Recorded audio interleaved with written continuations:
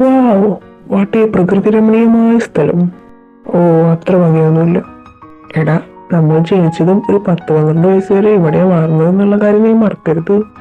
ആരായാള് കുറെ നേരം ഇവിടെ കിടന്ന് ചുറ്റാൻ തുടങ്ങിയിട്ട് മാസ്ക് ഇട്ടുകൊണ്ട് മൂക്കും കാണുന്നില്ല. ഇന്ന് നിന്റെ അന്തിമോടാ കാശിനാഥ് ദേവകൃഷ്ണ.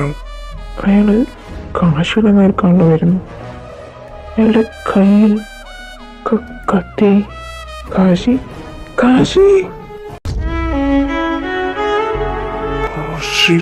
ഇത്തവണ രക്ഷപ്പെട്ടു.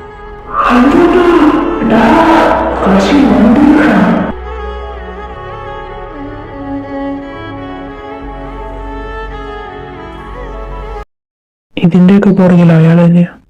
കിച്ചോട്ടാ, ഞാൻ ഇപ്പൊ വരാം. നീ എങ്ങോട്ടാ? ഇപ്പൊ വരാന്ന് പറഞ്ഞില്ലേ? കാശി പറയുന്നത് കേക്ക്. ആനന്ദ് മാധവിന്റെ കൂടെ വന്ന ആളാരാ? ഞാനാണ്. നിങ്ങളെ ഡോക്ടർ വിളിക്കുന്നുണ്ട്. ഡോക്ടർ, അവന് കുഴപ്പമൊന്നുമില്ലല്ലോ? ഈശ്വര, ഇയാളിങ്ങനെ കരഞ്ഞാടുമ്പോ എന്തിനാ എനിക്ക് വിഷമം വരുന്നേ? ഇയാളുടെ അനിയൻ ശത്രു അല്ലേ? സോ എന്തായിരുന്നു തന്റെ പേര്? കാർത്തിക് ദേവകൃഷ്ണ. സോ മിസ്റ്റർ കാർത്തിക്, പേടിക്കാനൊന്നുമില്ല. ആൾക്ക് കുഴപ്പമൊന്നുമില്ല. ആളുടെ ഇന്നർ പാർട്സിനൊന്നും ഡാമേജ് ആയിട്ടില്ല. പിന്നെ മുറി സ്റ്റിച്ചിട്ടുണ്ട്. പിന്നെ ആൾക്ക് നല്ല ബ്ലഡ് ലൂസ് ഉണ്ടായിട്ടുണ്ട്. അപ്പോൾ അതിൻ്റെ ട്രീറ്റ്മെൻറ്റൊക്കെ ഞങ്ങൾ ചെയ്തിട്ടുണ്ട്. എന്നാലും ഒരു 2 months എങ്കിലും അയാളെ റെസ്റ്റ് എടുക്കാൻ പറ്റണം. മുറിക്ക് സ്ട്രെയിൻ വരുന്ന രീതിയിലുള്ള വർക്കൊന്നും ചെയ്യാൻ സമ്മതിക്കരുത്. പിന്നെ മുറിയിൽ വെള്ളം തട്ടാൻ സമ്മതിക്കരുത്. ടാബ്ലറ്റ്സ് എഴുതി തരാം, അത് കറക്റ്റ് ടൈമിൽ തന്നെ കുടിക്കണം. Thank you doctor. അവൻ എപ്പോഴും എൻ്റെ കയ്യിൽ നിന്ന് രക്ഷപ്പെടുക. വർഷങ്ങൾക്ക് മുന്നേ അന്നും അവൻ്റെ കയ്യിൽ നിന്ന് രക്ഷപ്പെട്ടു, ഇന്നും അവൻ്റെ കയ്യിൽ നിന്ന് രക്ഷപ്പെട്ടു. ഇനി അതിനെ അനുവദിച്ചുകൂടാ. അവനെ എങ്ങനെയും ഇവിടെ എത്തിക്കണം. അക്കാര്യത്തിൽ നിങ്ങൾക്ക് ബുദ്ധിമുട്ട് വരില്ല. ഞാൻ ഓൾറെഡി ഇവിടെ എത്തിക്കഴിഞ്ഞല്ലോ.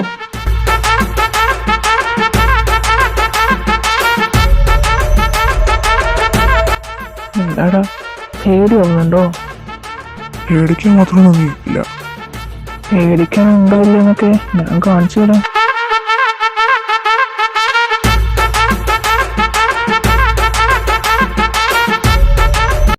വേണ്ട വേണ്ട, ഇങ്ങോട്ട് ഞാൻ ചത്തു. അന്ന് നീ കാരണം എനിക്ക് നഷ്ടപ്പെട്ടു. എനിക്ക് അത്രയും പ്രിയപ്പെട്ട ഒരാൾ. ഇന്നും നീ കാരണം വേദനിച്ചത് എൻ്റെ അനന്തപുരന. ഇനി ഞാനതിന് സമ്മതിക്കില്ല.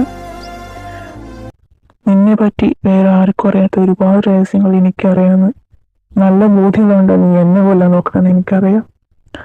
പക്ഷെ നീ കുറിച്ചിട്ടോ, നിന്റെ അന്ത്യം എൻ്റെ കൈകൊണ്ടാണ്. പിന്നെ നിന്റെ പുറകെ നിന്ന് കളിക്കുന്ന ആ മയിരുന്നുണ്ടല്ലോ, അവനോട് പറഞ്ഞേക്ക് ഇതുപോലെ അവനെ ഞാനൊന്ന് കാണുന്നുണ്ടെന്ന്. എനിക്കെന്റെ മോനെ കാണണം. മോനെന്താ പറ്റി? മോനെ കിച്ചു, അവനെന്താ എന്താടാ പറ്റി? അവന് കുഴപ്പമൊന്നുമില്ലല്ലോ.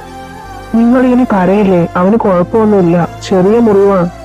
കിച്ചു, നീങ്ങുവോ? എന്തുപറ്റി മാധവച്ച? മോനെ, നീ സത്യം പറ, ഇതൊരു ആക്സിഡന്റ് അല്ലല്ലോ? മാധവച്ച, ഇതൊരു ആക്സിഡന്റ് അല്ല. കിച്ചു, എന്താ ഉണ്ടായെന്ന് പറയടാ. അച്ഛൻ പറഞ്ഞത് ശരിയാ, ഇതൊരു ആക്സിഡന്റ് അല്ല. ഞാനും കാശി ആനന്ദും കൂടി പുറത്തു പോയതായിരുന്നു. അവിടെ വെച്ച് ഒരു കറുത്ത മാസ്ക് ഇട്ട ഒരാള്, അയാള് കത്തി വാങ്ങിയത് കാശിയുടെ നെഞ്ചത്തോട്ടാ. പക്ഷെ ആനന്ദ് കാശിനെ തള്ളി മാറ്റി. ആ കത്തി അവന്റെ മേത്ത് കയറി. അതാ ശരിക്കും ഉണ്ടായത്. എന്നിട്ട് കാശി എവിടെ? അവനെ കണ്ടില്ലല്ലോ. അവൻ എങ്ങോട്ടോ പോയി അച്ഛാ. ഞാൻ ചോദിച്ചു, പക്ഷെ അവൻ ഇങ്ങോട്ടൊന്നും പറഞ്ഞില്ല. ഇപ്പൊ വരാന്ന് മാത്രമേ പറഞ്ഞുള്ളൂ. ദേവാ, നമ്മൾ അവസാനിച്ചു കരുതി അവസാനിച്ചിട്ടില്ലടാ. ഇതെല്ലാത്തിൻ്റെ തുടക്കമാടാ.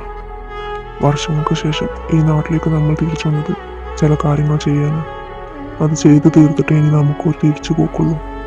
എടാ, പക്ഷെ ഇത് നമ്മുടെ മക്കൾക്ക് ആപത്താടാ. എനിക്കറിയാം, കാശിക്കറിയാം എല്ലാം. നമുക്കറിയാത്തതായ ഒരുപാട് കാര്യങ്ങൾ അവനറിയാം. നമുക്കറിയുന്ന കാര്യങ്ങൾ ഇനി കിച്ചുവും അനന്തും കൂടി അറിയണം. അവരിലൊന്നും മറച്ചു വെച്ചിട്ട് കാര്യമില്ല. ദേവാ, എടാ, നമ്മുടെ ശിവയുടെയും നീതുവിൻ്റെയും മക്കള്, അവരെവിടെയും നമുക്ക് കണ്ടുപിടിക്കാൻ ആദ്യം വേണം.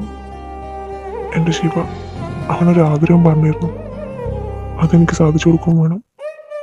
ദേവാ, എടാ, ആ കുട്ടിയോൾ എവിടെയാണ്? ആ കുട്ടിയുടെ കല്യാണം കഴിഞ്ഞോ? ഒന്നും നമുക്കറിയില്ല. ഇല്ലടാ, എനിക്ക് ഉറപ്പുണ്ട്, ആ കുട്ടിയുടെ കല്യാണം കഴിഞ്ഞിട്ടുണ്ടാവില്ല. ആ കുട്ടി എൻ്റെ കിച്ചനുള്ളതാ. മോനെ നിനക്ക് എങ്ങനെയുണ്ടാണ് ഇപ്പോൾ? വേദനയുണ്ടോ?